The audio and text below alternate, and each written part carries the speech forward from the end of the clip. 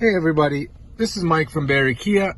I'm here in the new 2024 Kia Sportage. I wanted to talk a little bit about the lane keep assist. It's indicated here with the car inside the lanes, showing that lane keep is activated at the moment. What that does is, let's say you're veering out of your lane, it'll actually correct you by steering for you back into your lane. It kind of jerks your steering wheel, gets you back into your lane. The only time it is bypassed is if you go ahead and signal. A lot of people really don't like that feature.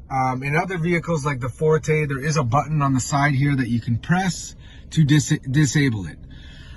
In the Sportage though, there's no actual button. You would have to go through the menu settings to disable it. So I'm going to show you how to do that. All you have to do is hit this menu button on your steering wheel a few times until you get to this screen here where it says hold OK for settings. Press and hold the OK button and your settings will come up on your main screen. So over here, you're going to have to click on lane safety and then go ahead and disable the driver assist.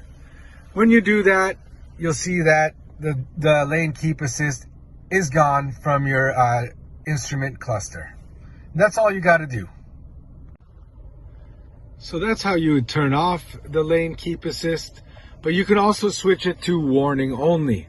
So instead of it correcting for you the steering wheel, it'll just signal with an audible warning that you're veering out of your lane.